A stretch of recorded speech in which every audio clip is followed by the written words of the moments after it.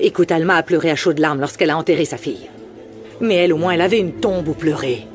Tandis que moi, je mourais de tristesse chaque minute, jour après jour, sans savoir ce qui était arrivé à ma fille. Cette femme doit payer pour ce qu'elle a fait. Je vais parler à mon avocat pour qu'il la dénonce et qu'elle finisse en prison. Cette femme va devoir payer pour ce qu'elle nous a fait. Elle doit payer.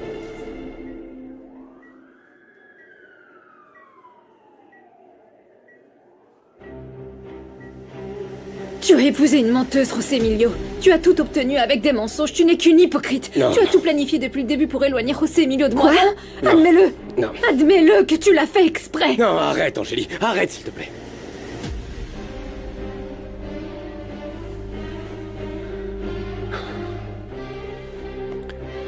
Pourquoi je t'ai pas écouté, Angélie?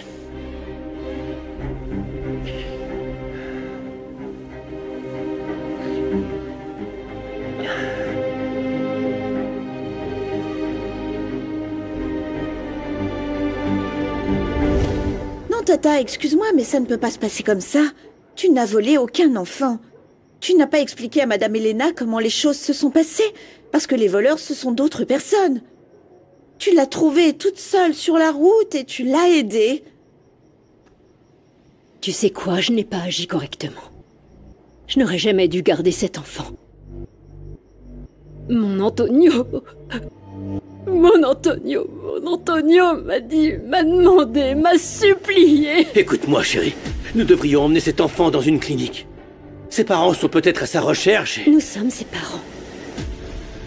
Il m'a dit qu'on devrait chercher la famille pour leur rendre, mais... Je n'ai pas voulu. Je n'ai pas voulu. C'est trop tard. Ce qui est fait est fait. Madame Elena a tout à fait raison de vouloir m'accuser. Non, non, non, absolument pas. Elle ne peut pas t'accuser. Tu as donné à cette créature tout l'amour dont elle avait besoin. Tu lui as donné ton temps, ta sueur et tes larmes pour qu'elle ne manque de rien. En plus, Rebecca doit te défendre. Il faut qu'elle dise à tout le monde quelle bonne mère tu étais. Tu ne peux pas les laisser te mettre en prison. Rebecca ne me défendra pas.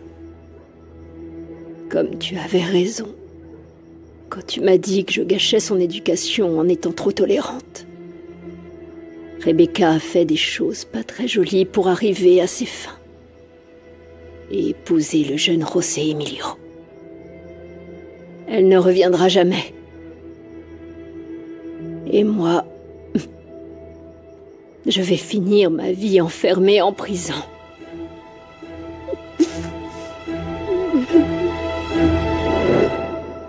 Je comprends pas du tout pourquoi mon oncle Adolfo a fini par épouser une femme aussi infâme que ma tante Monica. Tu sais quoi? Oh, j'aurais aimé que mon oncle te choisisse comme épouse. Monica, écoute-moi. Avec tes abus d'alcool, tu ne fais que te ridiculiser. Ridiculiser? Mais qu'est-ce que tu dis? Ce qui se passe, c'est que tu ne sais pas t'amuser. Assez, donne-moi ce verre. Assez, assez, assez. Tu ne te rends pas compte que ta consommation d'alcool devient un problème pour toi? Tu ne peux pas continuer comme ça. Et tu ne te rends pas compte que j'en ai marre de tes sermons? Non, non, non, pas de tes sermons, non. J'en ai assez de ta froideur.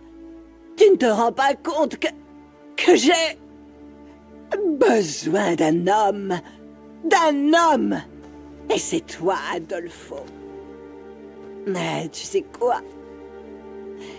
Que ça ne te surprenne pas si je cherche ce que tu ne me donnes pas à un autre endroit. Déteste-moi autant que tu veux. Oh.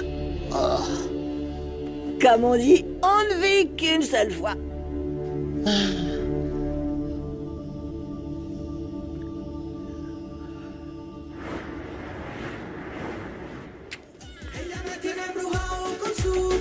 Mademoiselle, non, vous ne pouvez pas passer là. Encore la même histoire? Et autant de fois que nécessaire, vous ne pouvez pas entrer dans l'appartement de Monsieur Beltran. Écoute, Arrête de me chercher parce que tu vas me trouver, ok? Je suis tellement énervée que ça risque de te retomber dessus, ok? Mademoiselle, non! Même si je vous laisse passer, monsieur n'est pas là. En plus, ça fait 2 jours qu'il ne passe pas la nuit ici. Oh, ce maudit fils de chien! Ce maudit fils de chien! Oh, j'ai froid. Viens, on va s'asseoir pour discuter, d'accord? Oui. Maman, je n'ai même pas vu à quelle heure mon téléphone n'avait plus de batterie. Si Luciano m'a appelé, il va penser que je ne veux pas lui parler. Non, je retourne à l'hacienda demain. Je ne veux pas être séparée de lui plus longtemps, maman. Tu es très amoureuse de lui, pas vrai? Oui. Maman, fais-lui confiance, s'il te plaît. Luciano est un homme comme on n'en fait plus, comme le dit grand-père. Il m'aime et je l'aime en retour. Ma précieuse petite fille, si à un moment ou à un autre je n'ai pas soutenu cette relation, excuse-moi s'il te plaît. Parfois je ne sais pas comment remarquer certaines choses. Mais ce qui est le plus important pour moi, tu sais ce que c'est? Quoi? Tu ne sais pas? Quoi? Ton bonheur, mon amour. Ah, maman. Et si ton bonheur se trouve aux côtés de Luciano, compte sur moi. Maman, mais c'est pas juste. Je compte toujours sur toi, mais tu n'as pas fait pareil avec moi quand tu as décidé de recevoir mon père. Je me sens mal. Et s'il était parti parce que mon frère et moi, nous l'avions pas accepté? Non. La seule personne responsable de son départ, c'est lui. S'il te plaît, ne t'en veux pas, mon amour. Et si demain tu m'accompagnais à l'hacienda? Quelques jours de repos te feraient du bien, s'il te plaît. J'aimerais beaucoup. Crois-moi, mais s'il te plaît, pardonne-moi. Non, je ne peux pas partir et laisser ton frère seul. En plus, je veux être proche de mon petit-fils qui est en route. Je suis si contente, toi non? D'accord, mais si tu ressens une envie soudaine et incontrôlable de t'évader un jour ou 2, promets-moi de venir me voir, d'accord? Oh, mais bien sûr, je te le promets. Oh maman, je t'aime, Viens ici. J'aime te voir heureuse. Oh maman, j'aime te voir heureuse. Je t'aime.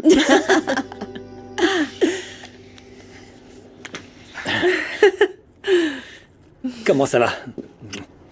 Désolée d'être sortie si tard. J'ai dû fermer le restaurant aujourd'hui. Ne t'inquiète pas, ma belle. Vous êtes prêts? Oui, papa. Eh bien, allons-y. La voiture est garée juste là. On y va. Allez. Comme tu es belle, hein. Oh, merci. C'est bien ce que je pensais. Cette espèce de salaud est de retour avec sa petite femme et son affreux morveux. Quel manque de respect. Maintenant, tu vas m'entendre bien comme il faut. Je ne vais rien garder pour plus tard. Aïe, aïe, aïe. Oh, ma cheville. Oh, tu vas payer pour ça. Tu vas payer pour ça, Iker. Salopard.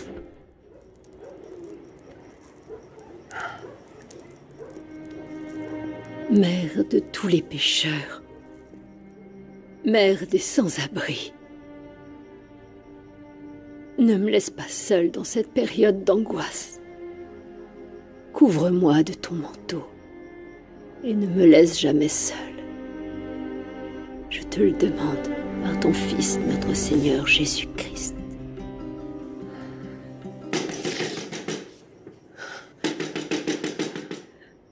Oh mon Dieu! Madame Alma, Ah, c'est Angélie.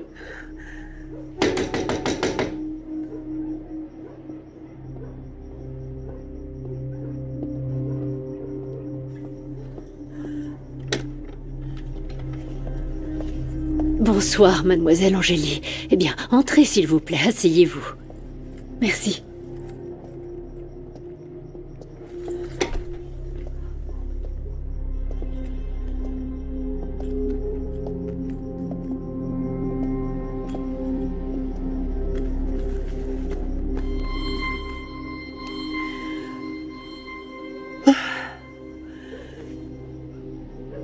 J'étais sûre que, un jour ou l'autre, ce moment allait arriver, mademoiselle Angélie. Mais, je vous jure, sur la tête de tous mes ancêtres, que jamais, jamais je n'ai eu l'intention de vous voler votre petite sœur. Je l'ai vue. Je l'ai vue. Là. Elle était en train de marcher le long de la route. Il pleuvait des cordes. Et la nuit était déjà en train de tomber. Et d'un coup, j'ai eu l'impression que d'avoir vu cette petite créature, seule, perdu était un signe du ciel et que Dieu me l'avait envoyé. Et j'ai porté l'enfant. Et le ciel... le ciel s'est éclairé tout autour de moi. Et mon cœur... Oh, mon cœur a fait boum, boum, boum. Parce que cette petite fille m'avait ramenée à la vie. J'étais morte, mademoiselle Angélie. Et Rebecca, ma Rebecca,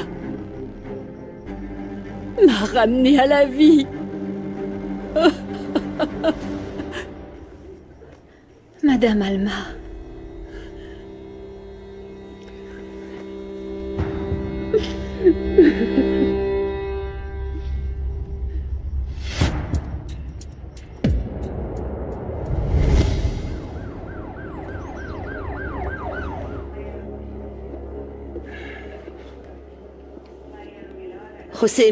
José Emilio, mon fils, comment tu vas, mon amour? Comment va ton enfant? Réponds-moi, s'il te plaît, comment va le bébé? Calme-toi, c'est bon, maman. Heureusement, on est arrivé à temps et le bébé va bien. Oh, merci, mon Dieu. Merci, merci, merci, Seigneur. Je ne supporterai absolument pas de perdre un autre petit enfant, mon chéri. Oui, calme-toi. Rebecca est en train de faire des analyses pour déterminer la gravité des fibromes. Espérons que tout soit pour le mieux. Oui. Oui, écoute, c'était sans doute les émotions du mariage, ton agitation, la visite d'Angélie. Et excuse-moi de te le dire, mon chéri, mais ce n'était pas sage de ta part d'aller te plaindre auprès d'elle, en sachant qu'elle a une santé si délicate. Non, maman. Non, Angélie ne faisait que... Elle voulait me prévenir. Et c'est maintenant que je le comprends. Je sais même pas comment te dire ça, maman. Me dire quoi, mon fils? Que Rebecca et Angélie sont tes sœurs. Quoi? Qu'est-ce que tu racontes? Ouais. C'est bien ce que je t'ai dit, maman. Tu te souviens de Frida Del Olmo? Oui. La fille volée à Elena Del Olmo il y a une vingtaine d'années? Oui. C'est Rebecca, maman. Mais comment elle a pu cacher une telle chose? Elle l'a cachée alors qu'elle le savait. Pendant tout ce temps, elle le savait.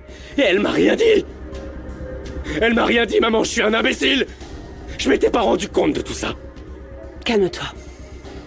Mon chéri, s'il te plaît, calme-toi donc. Rebecca a une santé très fragile, mon fils.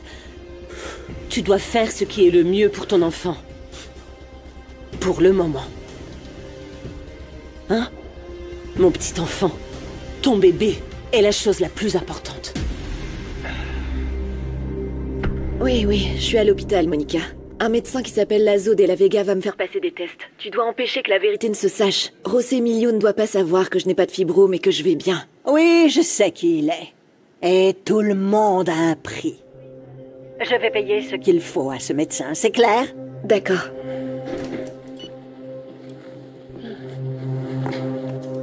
Je veux partir. Les hôpitaux me rendent malade, José Emilio. Rebecca, c'est très important que tu fasses ces tests. Le docteur arrive. J'ai pas envie. J'ai pas envie. Tout ce que je veux, c'est arranger les choses avec toi, parler. On ne fera plus ce que tu veux. Excusez-moi, tout est prêt, madame. On va vous emmener à l'IRM. Oui, je vais t'attendre ici. Une fois que tu auras passé les tests, on parlera, bien évidemment. Bien. Alors allons-y. Allez. Excusez-moi.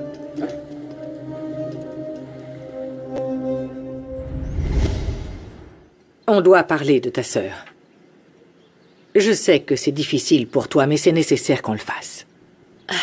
Désolée, maman, mais je ne peux pas ressentir la même chose que toi. Oh, Et chérie. s'il te plaît, ne m'oblige pas. Je comprends que tu sois heureuse. Que tu veuilles la voir, qu'elle soit à tes côtés. Je respecte ça, mais je ne peux pas la considérer comme ma sœur après tout ce qu'elle m'a fait. Et tu le sais. Ah, de qui vous parlez? J'ai bien entendu, t'as dit sœur? Santiago doit savoir ce qui se passe, maman. Oui. Mon chéri, le miracle que j'ai attendu pendant tant d'années est enfin arrivé. Frida est réapparue. Elle est vivante, mon cœur. Frida, c'est possible? C'est génial, maman, elle est où? Je veux dire, vous le savez déjà, non? Attendez. Vous devriez pas être heureuse? Qu'est-ce qu'il y a? Vous en faites des têtes? Santiago, ce qui se passe, c'est que... Frida... C'est Rebecca. Non, non, non, non, j'arrive pas à y croire, maman. Tu te rends compte de ce que j'ai fait? Je me suis séparé d'Angélique, de la femme de ma vie. Pourquoi? Pour épouser une femme que je connais même pas. Et je n'ai même pas écouté Angélique quand elle a voulu me mettre en garde pour défendre Rebecca, maman. Je suis un imbécile. Je suis un imbécile. Mon fils, s'il te plaît, essaie de te calmer. Essaie de te calmer pour pouvoir parler à Rebecca, pour pouvoir entendre les raisons qui l'ont amené à cacher quelque chose de si important, mon fils. Maman, je ne comprends pas. Je suis incapable de comprendre quelque chose comme ça. José Emilio, mon chéri, Rebecca a une santé très fragile. Je te demande, je te supplie pour mon petit-fils, avant de prendre une quelconque décision, parle-lui, d'accord? Écoute, Rebecca n'est pas une mauvaise personne. C'est juste qu'il ne faut pas oublier qu'elle a risqué sa vie pour me sauver d'un enlèvement. Essaie de te calmer, s'il te plaît. C'est pour ça qu'Alma et son mari ont décidé de garder Frida et de la faire passer pour la fille qu'ils avaient perdue. Mais récemment, Rebecca a découvert la vérité et a décidé de nous chercher. Mais, et donc, si elle savait déjà que nous sommes sa vraie famille, et que tu es sa sœur, pourquoi elle s'est mise avec José Emilio en sachant que tu l'aimes? Mon chéri, on fait tous des erreurs. Et on ne sait pas vraiment quelle a été la vie de ta sœur. Elle est en très mauvais état de santé en ce moment, et on doit prendre soin d'elle. S'il vous plaît, on doit la comprendre. On doit lui donner une chance, d'accord? Et qu'est-ce qu'elle a? Sa grossesse est supposée être à haut risque, Santiago, mais si tu veux mon avis, c'est une autre de ses tromperies. Et quand la vérité éclatera, maman, le château de mensonges qu'elle a construit, tout ce cinéma s'écoulera sur elle. Angélie, arrête, s'il te plaît. Arrête de parler de ta sœur comme ça. Elle fait partie de cette famille, et je veux juste voir mes 3 enfants réunis ensemble. Est-ce que c'est trop demandé?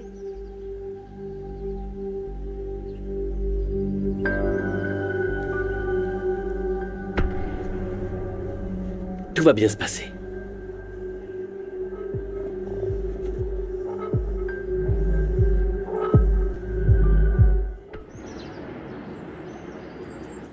Je t'en prie, entre, tu es chez toi. Merci, Elena.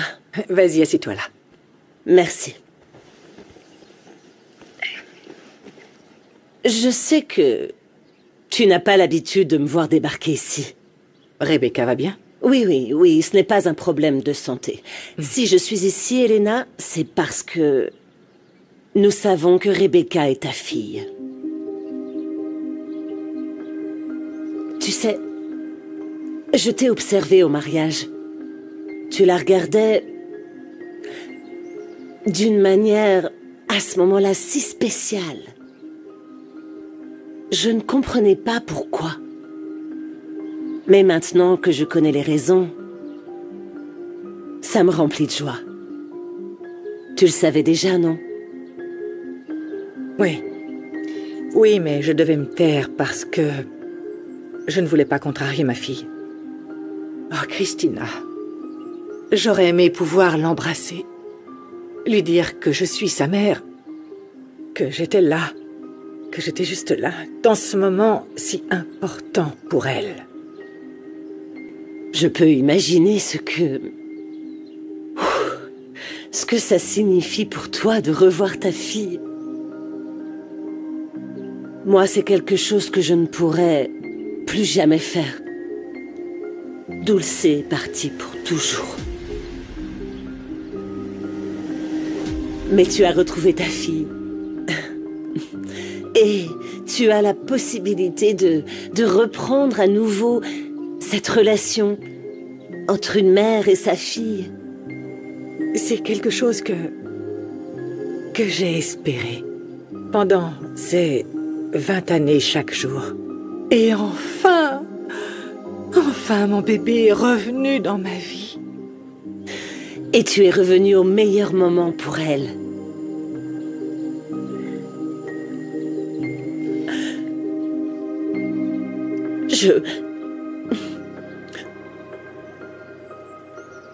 donnerais tout pour vivre ça. J'attendrais une éternité pour pouvoir embrasser ma fille une fois de plus. Oh, Christina. Pardon. Non.